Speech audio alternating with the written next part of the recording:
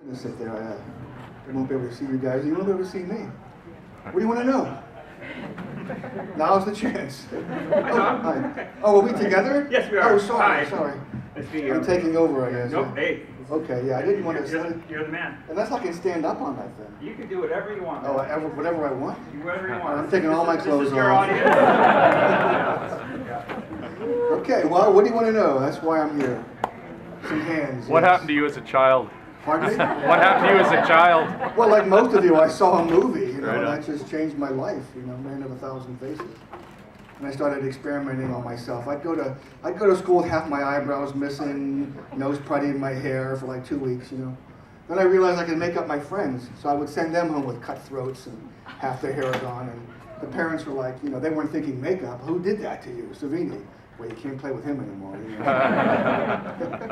Am I doing something wrong? No, not at all. Not at all. You going to interview me? Or? Yeah, I guess you need no introduction, but I guess I'll do it for the few Let's people. start all that- over again, okay? Hide over here, okay? Thank you everyone for coming out. My name is Kelly Michael Stewart. I write for Fangoria magazine, and I'm the festival director for Blood in the Snow Canadian Film Festival. I just want to thank the Niagara Falls Comic Con and Fangoria magazine for having us here, and for having this legend, living legend, Tom Savini with us. Tom Savini, I think, would be best described as a Renaissance man. You've done more things than I can name off here. You're obviously award-winning effects guru. You're a director, an actor, stuntman, hell of a guy on a bike, and Go on. yeah, go on. And I know it's a real privilege to have you here. And but I'm not going to take up the floor, but I just wanted to give you a proper introduction. Thanks, Kelly. Yeah. So yeah, do you want to just open up to the floor right here? Yeah. This is your people. How long do we have, an hour? We have an hour. Oh, cool. All right, I am going to go up here, I think. Watch, it'll collapse like halfway through this thing. I'm not going to bounce like a trampoline. It is moving, isn't it? Okay, so that's the best kind of scare. The scare that comes from suspense. Okay? Like, is it going to fall or not? I used to come out and fire a gun at the audience when I would do my thing. And the audience would jump because it was very loud, okay? Then I would take out all the blanks and put one blank in and spin the barrel and point it again. And that was an example of the best scares that happen in movies. There's two ways they scare you in movies. A chair jumper, we call it, which is somebody jumps up and goes, boo, Even big budget movies do it with like birds flying out of a window or a cat jumping across the room. That's a chair jumper, but that only lasts like a couple of seconds. The best scares come from suspense, and that can last as long as you can bear it. Those are the best kind of scares. Like, here's a room, and there's a door here, and there's a door here. You show the monster behind this door, or the tentacled creature, or the psycho, or whatever the threat, the bomb about to go off. And then the girl walks in this door. As soon as the girl walks in the door, the scare has started, okay? Because you can't wait for her to get to that door to see what's going to happen, okay? And if you're a good director, you slow her down. The phone rings. Okay, the entire time she's on the phone, you're going, get over to that door, I want to see what's going to happen. So then she hangs up and you're like, great, she's going to go to the door. So then you slow her down again. Oh, I broke a nail, or something like that, And then, but if you wait too long, the audience might go, I don't care anymore, A good director knows how to time that, okay? So when she finally gets to the door and she opens it, there's nothing there. And you go, and that's when the monster jumps out from behind the thing or whatever. So the best way to scare somebody is to make them laugh or to get that reaction that, expectations denied, and then boom, that's it. In a way, it's a chair jumper as well, but at the end of a suspense scare, Don't let me go off on it. I'm going off on a tangent, I know. And nobody even asked me a question. Yeah. Working with George Romero, how much free rein did he give you on some of those scenes in the Dead movies? George, as an actor, George gave you free rein. As an effects guy, he gave me free rein. I mean, I think 80% of the stuff in Day of the Dead, we come up with ourselves, Hey, George, can we drive a screwdriver through a zombie's ear? He'd be like, yeah, okay. So like 2 hours later, we're building a retractable screwdriver and pumping blood, and doing it. And that's the fun, doing stuff that you thought of, that you came up with. And same as an actor, he would let you improvise or, say the words the way you wanted to say them, and that's a lot of fun. On a Quentin Tarantino movie, you got to say every syllable that he wrote. It's like working for Shakespeare. But but the most fun I've ever had was working with Quentin on Django Unchained. I hope they put more of what we did in the DVD releases, because we did so much and they put very little in it, But Machete Kills is coming out September 12th. Anybody seen Machete? Yes. Okay. Well, this is not a Border Patrol movie. This is a Bond movie. This is a Bond flick, okay? The movie opens with a preview of Machete Kills Again, which is the third Machete, okay? But it's Machete Kills Again in outer space. I went to the set one day and Danny Trejo was struggling to get into this spacesuit. I think it was made for a monkey or something, to be part of the preview of part 3, okay, of Machete Kills in outer space, okay? But Mel Gibson plays like an American version of Richard Branson, a gazillionaire who's going into space.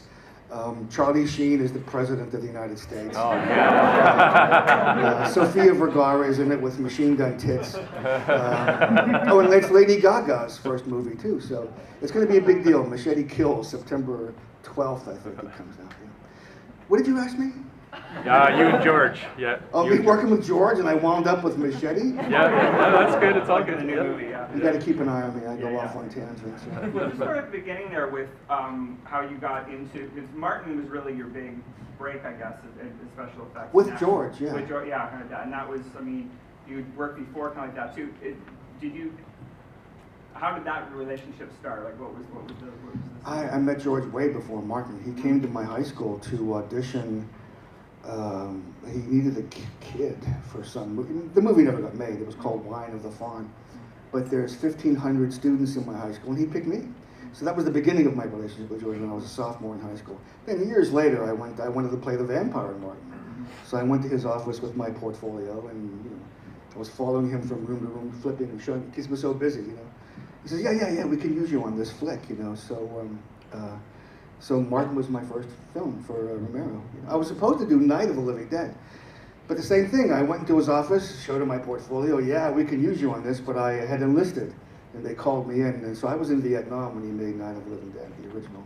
And then, of course, years later, I got to direct the remake, so I didn't feel so bad about that, Anybody else? Okay, so you just mentioned that you were in Vietnam.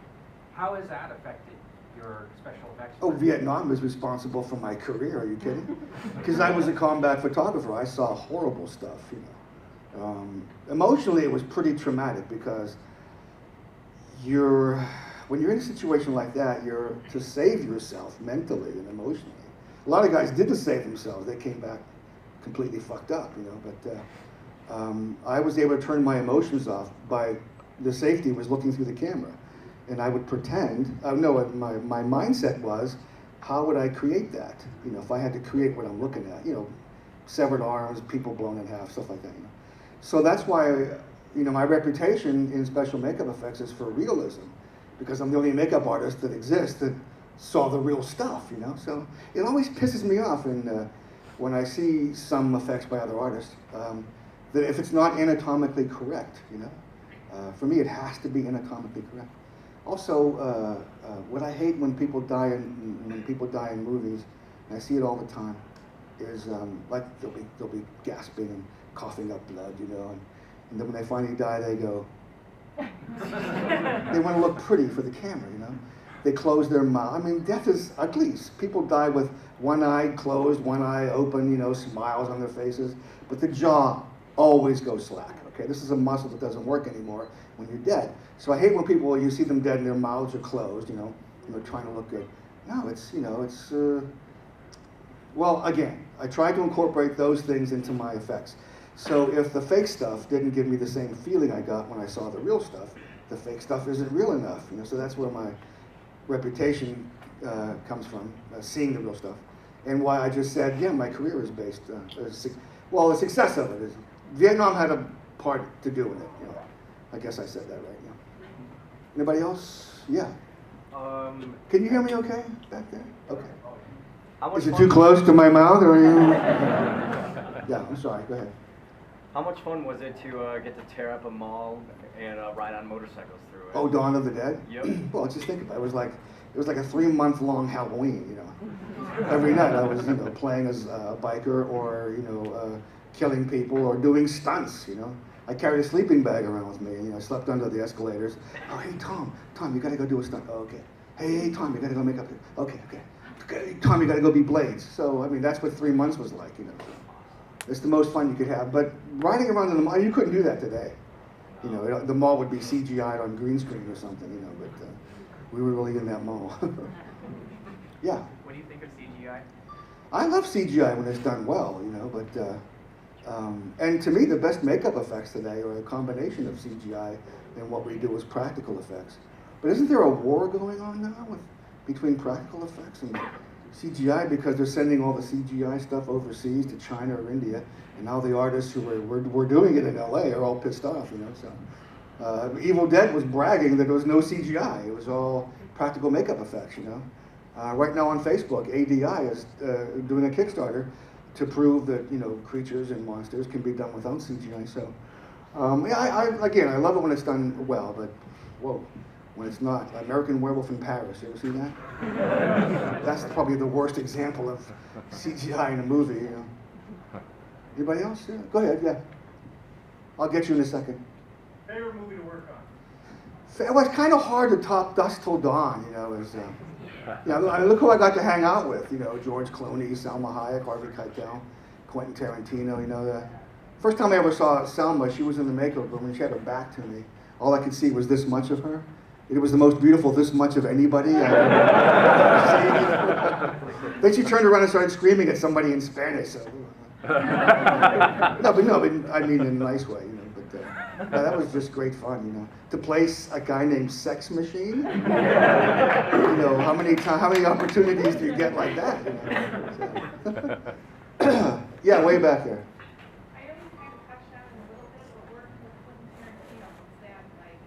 With Quentin Tarantino? I always heard stories about, you know, I've been in movies with Quentin Tarantino, but I've never been directed by him. So we did it twice. I've heard about him doing this, but I was involved in it twice. Like, he'd shoot like, you know, 7 takes or 8 takes. Then he'd say, okay, we're gonna do another one. And why? And the whole cast and crew would chime in and scream, because we love making movies, you know? We did that twice. And then, have you seen Django? Yeah. All right, there's a, you know, I'm one of the slave trackers with the attack dogs, okay? And the slave is up the tree.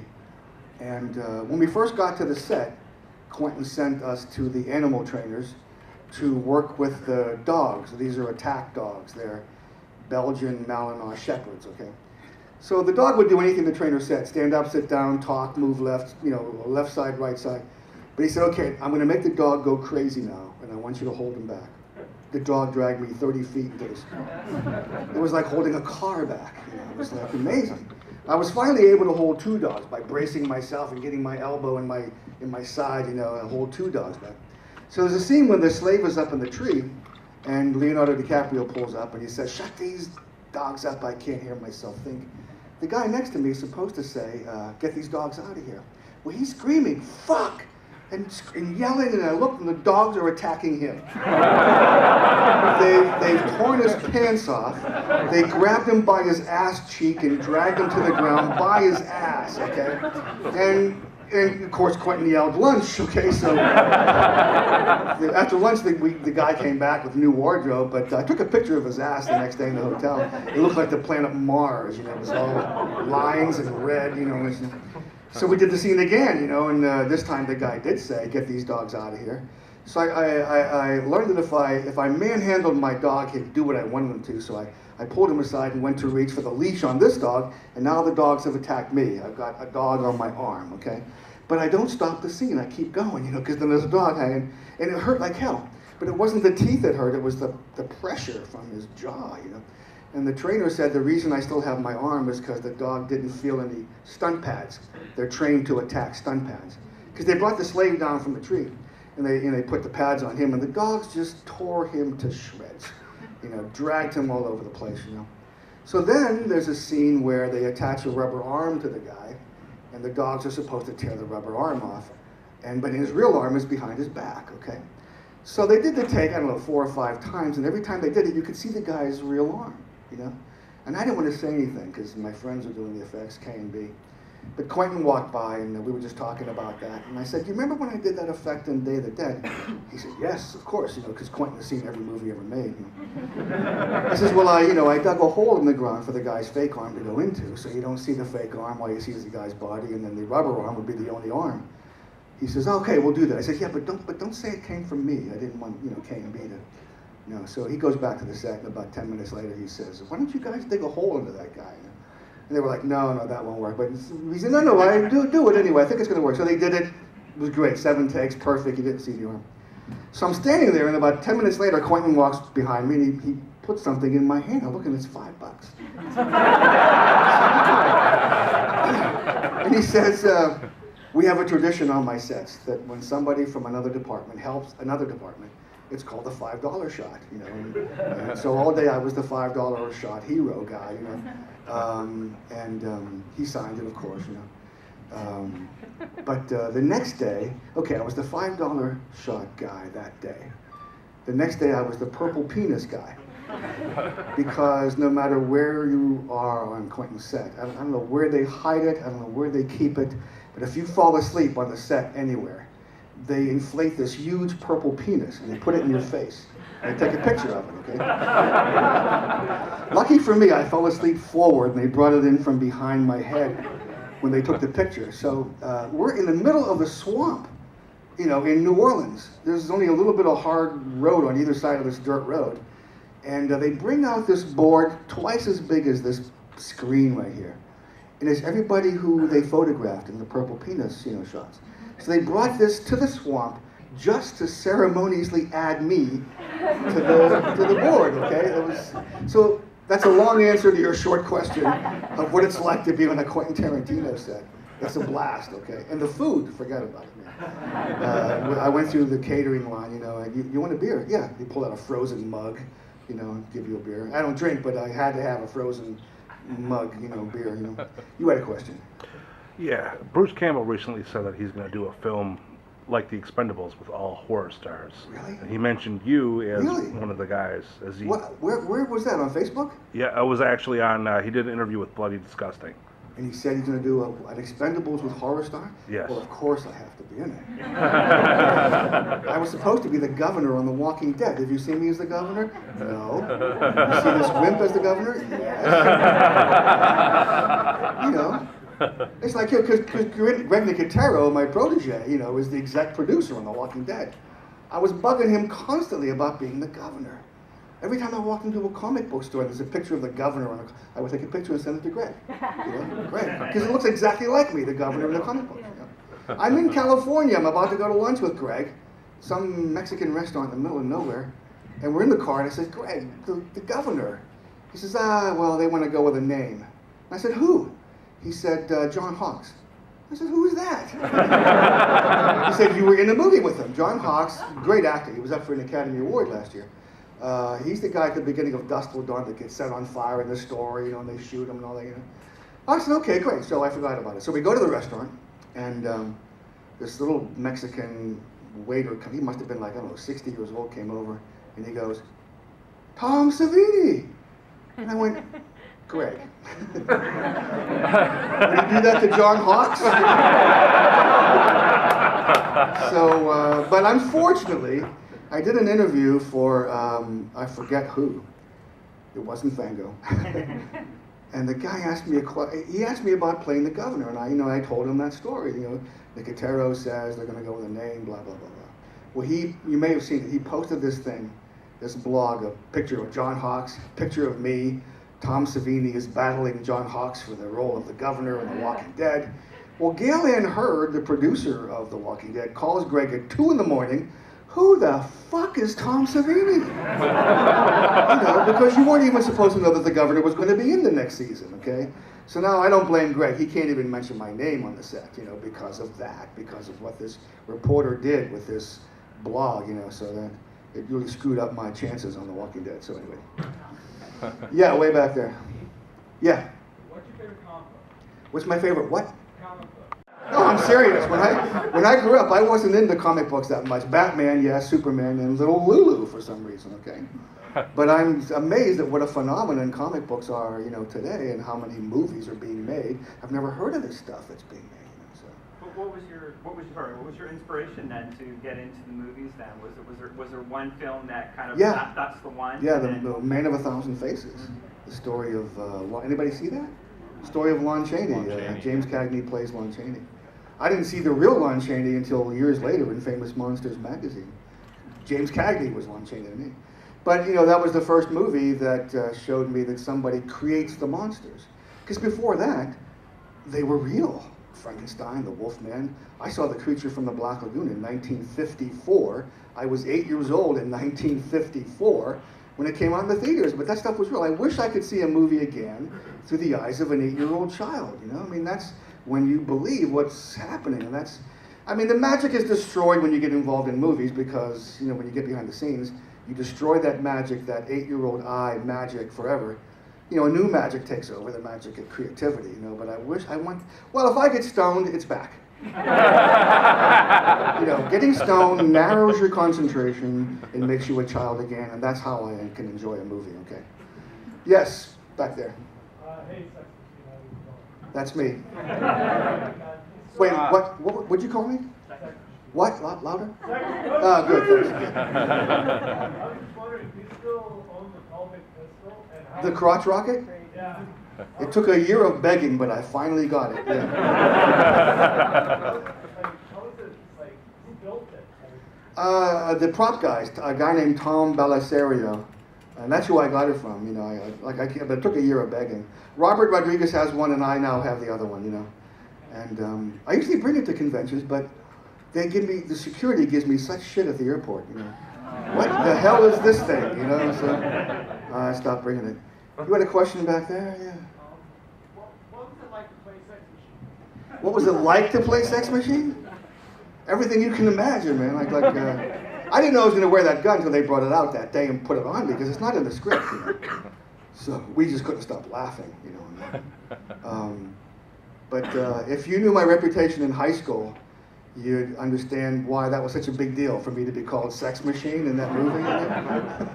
Yeah. Yeah. Okay. I was wondering how it was like working on Knight Riders with George Romero and Harris. And since it's coming out on Blu-ray later this year, I was wondering how it was like working on that movie. That was the best summer I've ever had. Wearing armor, riding motorcycles, fencing, jousting. If you're, I have friends in that movie who went from that movie and joined and became part of Renaissance fairs and joust for real. Tasso Stavrakis, he still jousts, although he's broken almost every bone in his body so far, But that was like the greatest summer. And Ed Harris was, that was his second movie, so he hadn't become Ed Harris yet. But he was dynamite. He was great to watch. I just loved what he did, And it was summer, and it was like, for a long time that was one of my favorite movies, Knight Riders. It's been replaced by other great ones now. Yeah, you had a question. What's your favorite role in the film industry? The favorite role? Yeah, actor, director. Oh, I see what you mean. Yeah, acting. It's the hardest thing there is to do, acting. You have to cry in 5 minutes. What would it take? What would it take for you to gear up and produce tears in 5 minutes? That's what's so hard about it. It's emotional. You have to be able to do that. Professional actors do that. You wake up in the morning, you feel great, you read the paper, you have breakfast, you're in a good mood, and you got to go someplace and pretend your daughter was raped by a motorcycle gang. What if you're not in the mood to do that? A professional does his job whether he's in the mood or not, or whether he wants to or not, and that's what's tough about acting. Compared to special makeup effects, it's easier. No equipment, here it is, and they clothe you and they feed you and they pay a lot of money, So, but acting and directing, directing is really hard because you're in charge of all the departments, and especially, but it's the most fun if it's a story it's your story that you're directing, So it's all pretty a lot of fun. But I don't do effects anymore for a living.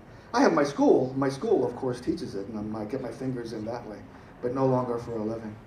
Did I miss a hand? Was there a hand up here? Yeah. How do you feel about the state of horror movies right now? Are there any horror movies right now? I guess, I haven't seen a good horror movie in a long time. Cabin in the Woods, that was a good one, yeah. I avoided that one though, because I thought it was going to be like Cabin Fever, which I hated, you know. Yeah. if you could remake or do a sequel to any movie ever made, what would you do? A sequel or remake it? Yeah. Man of a Thousand Faces, with me playing Lon Chaney. And doing the makeup the way he did it, not with any modern technique, but the way he did it with lace and hooks and mortician's wax and grease paint, you know, I mean, if you look at his makeups, they're stage makeups, the way he painted it. Like the Phantom of the Opera, the nose is pushed up, but he also painted the holes darker. You can see that in the close-up. That's a stage makeup technique, you know, but completely effective. I mean, it's one of the greatest makeups around. It was, you know, next to Frankenstein, you know. Yeah. What's your favorite film prop that you created? Favorite film prop that probably Fluffy, the creature in the crate in Creepshow Under the Steps, yeah. Yeah, I still keep Fluffy. You were going to ask me something.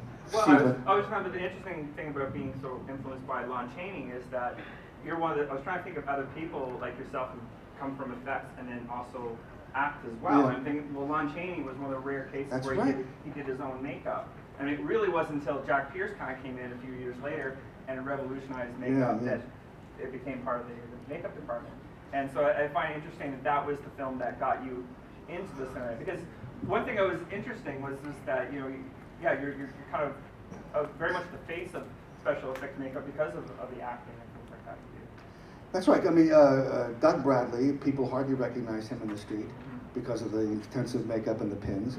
But who else? Steve Johnson, great makeup artist. Nobody would know him because, but you're right. They know me because they see my face as an actor instead, you know. But I believe in reincarnation.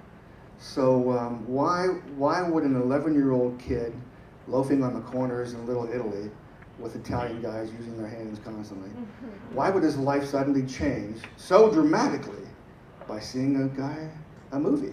You know, we see the movie and why didn't life just go on and the movie would not have had enough. I think it had an enormous effect on me because I was Lon Chaney in a previous life. Okay? No, I mean, it's possible if you believe in reincarnation. Here, okay, let's get a little philosophical for a minute. Okay. If somebody says, do you believe in God? My answer would be, well, which one? The invisible guy that lives in the sky and doesn't want you to eat meat on Friday? Or a force that creates everything? Thought, you know, an intelligent force that makes things possible and make things happen, okay? If you believe in that, then when you dream, what are you doing when you're dreaming? You're seeing without using your eyes, you're hearing sounds that don't exist, you're lying asleep in your bed, but you're involved in a life that's just as solid as this table until it becomes ridiculous, which they usually do. I mean, my dream's like I'm searching for my car all night, and when I find it, it's this big and I can't get in it, you know?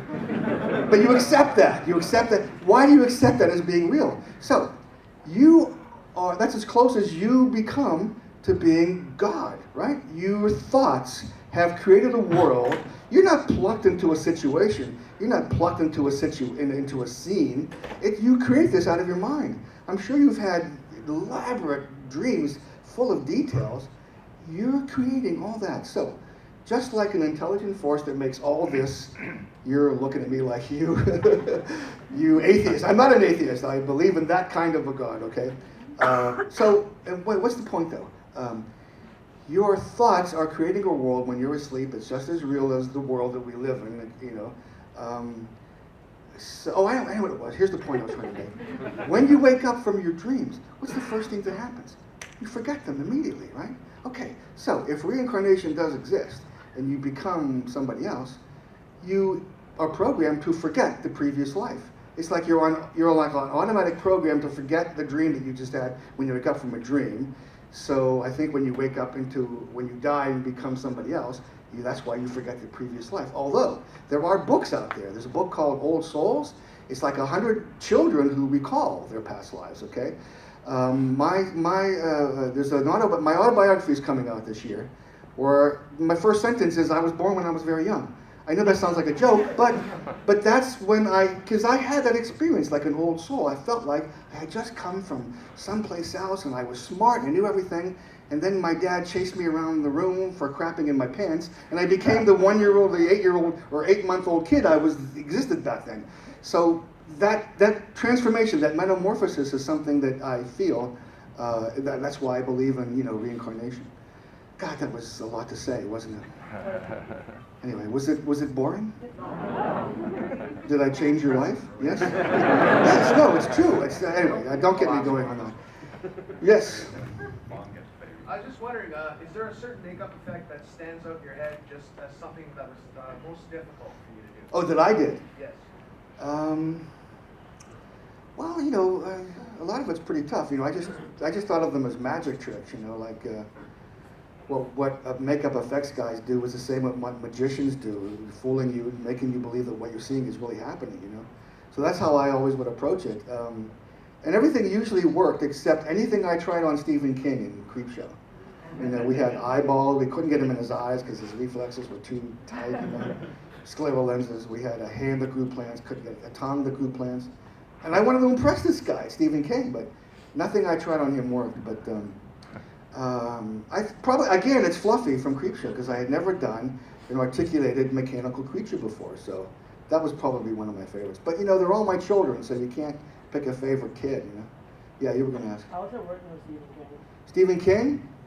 Imagine a brilliant 13-year-old kid. That's what and that's what Quentin is too. We were just kids, brilliant, that are lucky enough to be in the spotlight and be able to make a living with it, Yeah, you haven't had a question. You were on an episode of The Simpsons. What's it like doing voice acting for The Simpsons? Well, you're in a booth all by yourself, and I had to keep burping, so they were feeding me Dr. Pepper so I could burp, while I was doing it. And then that was in a booth all by myself. Then the next day you go into a conference room with the whole cast, okay? And it's a huge conference room because they bring in friends and relatives who sit around the outskirts, okay? And based on the reading of and the cast does it in character. So, and it's the funniest, I had one of these pens to record. You're not allowed to record, but I was recording everything. And it was you had to keep leaving the room. I was belly laughing so much, So they read it, and that's how they time the jokes, how they time the half-hour episode, what they eliminate. If people don't laugh, they eliminate certain jokes. But it's that conference room thing that is the funniest thing. But so then I went home. We shot it and we did it in L.A. and I went home to Pittsburgh, and they changed the script. So they sent me the new script, and I had to go to a sound studio, and then they directed me over the phone of redoing my dialogue, okay, which wound up in the episode. It's called The Worst Episode Ever. It's part of season 12 on the DVDs. Way back there. Have you ever wanted to be an unbeatable villain?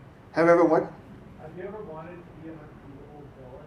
Wait, where are you? I was looking at him. Oh, you're asking, okay. Have I ever what? Unbeatable villain. Be an unbeatable villain. Oh, who doesn't? Yeah. Fuck you. What would you be? What would I be? I don't know, super Italian, I don't know. Yeah. I already was one, right. Yes, now you. Going back to the Simpsons thing, when you're in that big conference room and they're doing the full brief through, does the cast, do they improvise at all? Is that why you have to go back in for script changes? No, I think they were doing everything that was scripted, but depending on how long it took and what people didn't find funny, that's what they would eliminate, based on that reading. Did I see? Yeah. Go ahead. Is there anyone you haven't worked with that you'd want to, whether it be... Oh, hell yeah, yeah. J.J. Abrams, James Cameron, Spielberg, there's so many I'd love to work. It's funny, I was at Monster Palooza in L.A. 3 weeks ago. Was it 3 weeks ago, I think? Yeah. And J.J. Abrams was like standing there right in front of me. And I have a whole script in my head of what I wanted to say to J.J. Abrams. And as soon as I saw him, I went into silent shock, because it was him, I mean, my table was right. I could have said, hey, finally meet you. Let me give you some stuff. Give him my pictures, give him my card, try to be I want to be a Klingon on the next Star Trek or something. But I froze. It was ridiculous, Yeah. Go ahead. Favorite role and least favorite role? Well, you know what? Me and my friend sat around one day, recently, and counted all the shitty movies I've been in, okay? And there's about 25 of them, okay? The Ripper, Dead Man, there's a whole bunch. But then we counted the good movies I've been in, and there's 25. So I'm like 1 for 1. I've done 25 horrible ones and really 25 really good ones. But wait, what was your question? Well, the Favorite and least favorite. favorite role. Well, again, it's kind of hard to beat Sex Machine. The worst one was probably The Ripper. Anybody see The Ripper? You have? Throw it away, please. Burn it. If you see it in the store, hide it in the documentaries or something. Don't anybody get their hands on that movie. Yeah. Some of your gags make me laugh because they're so sickly original, but Day of the Dead, the shovel through the head and the separation halfway. Yeah. How did you rig that? How did you do Oh, that? well, again, it was, like the machete in Dawn of the Dead was a machete that I cut a groove out of, which fit on the guy's head, and we shot it in reverse. Same thing, I cut a groove out of a shovel, and we just did it in reverse, so it looks like it's going in. Then we had we pumped blood along the guy's face. Then we had a dummy, and we just really took a real shovel and chopped the top of it off. And then when it rolled, it had mechanical eyes in it, so it would look around and it was severed head. Really complicated stuff, but it was all about the illusion, the grand illusion, which is what my books are called, because I think of them as magic tricks. Right. So yeah. Greg Nicotero said in an interview that you were pretty pivotal in kind of his upcoming. Of course, yeah. And I was just wondering, because you mentioned earlier about your school. I was wondering, do you see a lot of students who are kind of like the next Greg Nicotero, next? But they are, they are. Greg Nicotero was my protege when he was like 14 years old. But do you see any of the new generation? Yeah. There's every time Face Off is on the air, a percentage of those contestants are students from my school. The first season there were 4 kids that were students at my school. Last one there were 2. But there's and Face Off comes to my school to audition, students. That's how they get some of them. Kevin Kirkpatrick, there's a bunch of guys working in the business whose names are not readily familiar, but they're working constantly. Greg Funk, Kevin Kirkpatrick, just so many of them. A lot of the students are working for K&B. Here's the deal. When the school first started, like 12 years ago, we were training kids to work in movies. But then we realized that training allows them to work in so many other places, prosthetic labs, dental labs, haunted attractions, theater, mask companies, toy companies. And we have students working in all those places, so we realized that they can go home. They don't have to go and try to make it in Hollywood or someplace, I mean, and a lot of them do. I mean, the last 2 guys drove to LA and got a job the day they drove in at Legacy. But we have somebody at the school that interviews the students around their 3rd semester and just asks them, what do you think you're the best at? And then they tell them, is it mold making, is it painting, is it foam matrix, is it appliances? And then they research in that kid's hometown area where they could utilize what they think they're the best at. So we have like an 84% placement in the school because of that, My school is I think it's the #1 school because it's 16 months, which is the longest school there is. It's a degree program. It's the only school that offers a degree, and it costs about 1/3 of what other schools charge for like 11 weeks or 4 months, So, and it's a blast. The students' attitude is, this is school, because they're having so much fun, making their dreams come true. There's an old folks' home across the street. They're used to us now, but when the zombies and the werewolves be running around, these old folks would be, hope we didn't kill anybody, We had a set of twins that came in that would hang themselves by the neck from a tree. They had a special harness, like in the movies, with twins. And they would, you'd walk outside, there'd be a guy hanging up in the tree by his neck, One day I was out there and cops were coming, so they got down, they ran away, and the cops came up and said, hey man, when's the next hanging? We want to see this. So that's what it's like at my school, in Pennsylvania, So anyway, yeah. How's it like doing the shotgun scene, Maniac? The shot when I blew my own head off. I'm not allowed to fire a gun in New York. It's called the Sullivan Law. It's a 5-year mandatory sentence. But they drove us under the Verrazano Bridge, and I shot my head off, and then I tossed the gun to somebody that jumped in the car, and we were gone in 60 seconds after that. So we stole that shot. But it's funny because my head was filled with everything from the food table. It was like shrimp dip and apple cores and all this crap, So I blew my head off, and then they put that car in the garage. And a couple of weeks later, we had to shoot the scene of the girl sitting next to me getting spattered with blood. So they brought the car out, and it just stank. It was horrible, So they dumped that car in the river in New York. You know? Someone's going to find that car with this chicken wire body and this head. And what the hell soprano-like thing was this going on? Anyway, there's a bunch more hands. Yeah, over there. I was just curious. I heard that Richard Rubenstein is planning to remake Martin. I'm wondering if you heard of that. No. I heard a long time ago that they were going to... But listen, he's been selling all of Romero's... He owns all of Romero's titles. And they've remade Day of the Dead I don't know how many times, you know. Remaking Martin is something we keep hearing about. There was talk of doing a sequel to Knight Riders, you know. Meanwhile, me and Ed are the only ones who are still in shape to do that movie, okay? So I hope that happens.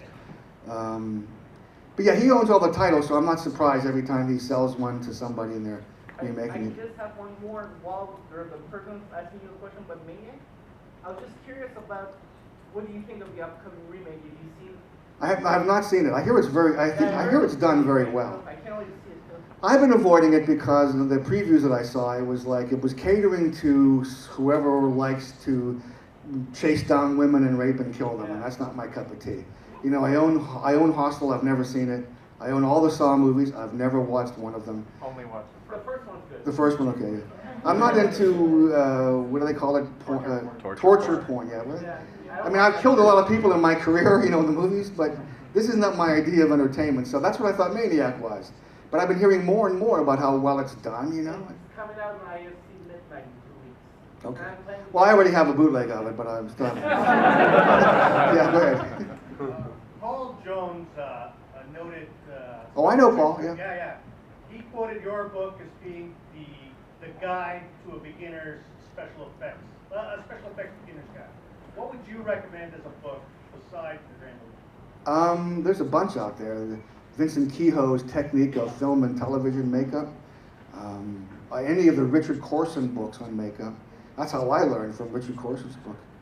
But I was in New Zealand at Weta. You know, I was with Peter Jackson. Took us in and showed me 5 minutes of the troll chase in the caves. You know, but he said that he took. Is it Bad Taste? What's one of his early films? Bad Taste. Was there another one? Because he said he took some movie right out of my book. You know, I was thrilled when he said that. In fact, they're combining both Grand Illusions books this year, within the next couple of weeks actually, into one book, Grand Illusions, and it'll be both books with, you know, new forwards and, you know, new back cover and all that. And we're going to use that quote from Peter Jackson, you know, that he took It's Alive? Dead Alive? Dead Alive. Yeah. Which one would it be? Would it be Dead Alive or Bad Taste? Which one do you think could have come out of my book? Bad Taste? Okay. Huh? All right, so anyway, he said, that movie, I'm going to call Gino Acevedo at Weta and ask him to get that quote from Peter and put it in the book, whichever movie it was, but yeah. Yeah, a question relating to the Machete films. I know your character didn't come in contact with Machete. Is there any chance we'll see a showdown between your character and Machete? Actually, I might be telling you too much.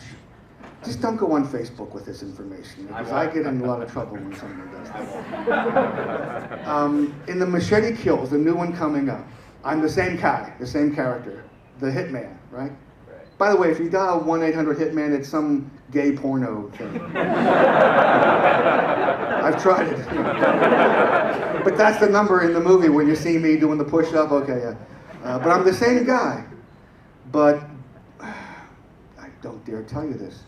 It's going to have to be a surprise. Okay. But if you can imagine me as the same guy, now on Danny Trejo's side, after I killed his brother in the church, I mean, imagine what gyrations have to happen before that could happen. And it does happen in this movie. In fact, Danny asks Michelle Rodriguez, did you find me a bomb expert? She says, yeah, but you don't like him. And it's me. Okay, so that's telling you way too much. 5 minutes. Okay, 5 more minutes. Yeah, go ahead. What'd you think of the Dawn of the Dead remake? What did I think of it? Oh, well, no, I liked it. Yeah, I liked it. I'm in it. You know. Well, there you go. She's a twitcher, you know. But it didn't have, in the original film, everybody liked each other.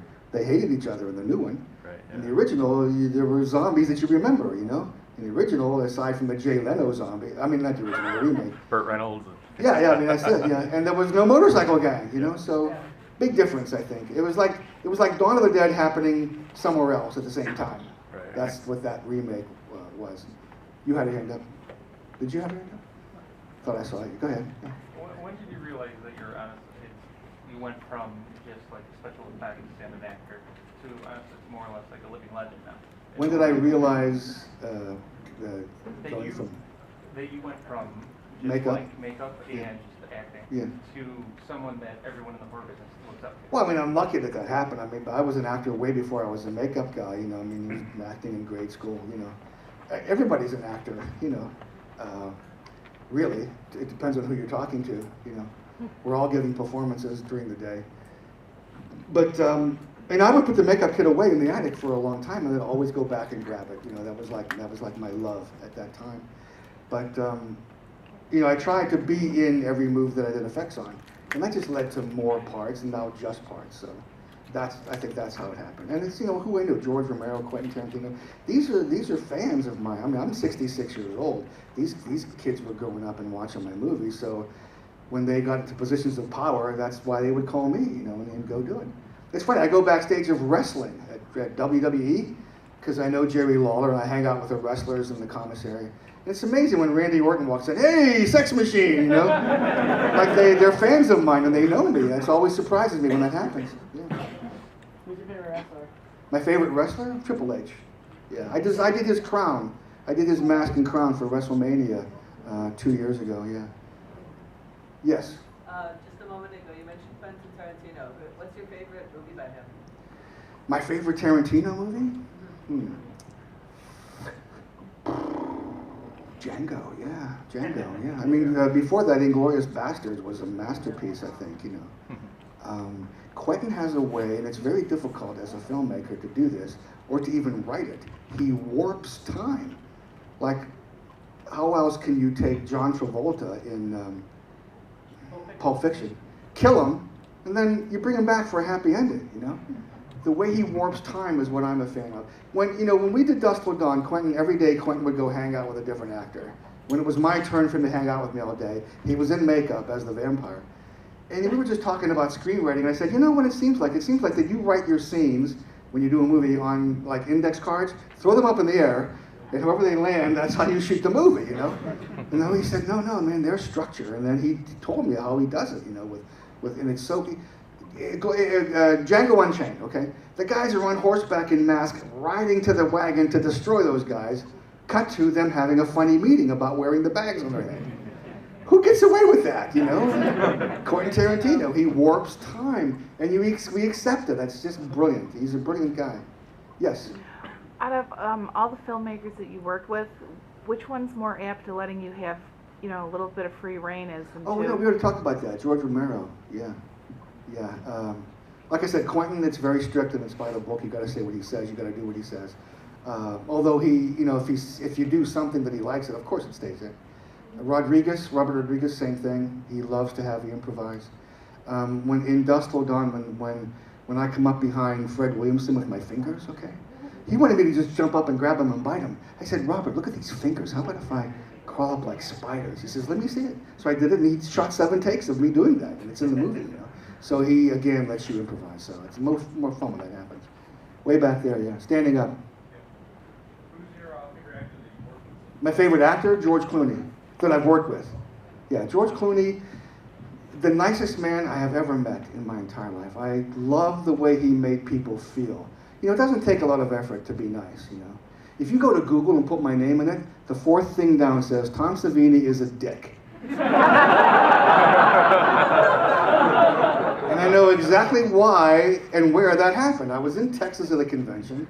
I'm signing pictures just like I'm doing here, right? And there's a girl, and she walks up and I'm signing. And my friend is standing behind me on the phone. That was my second movie. Yeah, up in Canada. That was my first job, really, as the head makeup guy, you know. And, you know, working with Ellen Ormsby and creating effects, that was such fun. And that's why I did it after that. I mean, 6 years went by before my next movie, which was, you know, Martin. We got time for one more? One more. One more question. Who has not asked a question? Really good one. The guy in the helmet back there, yeah. I'll give you a hug.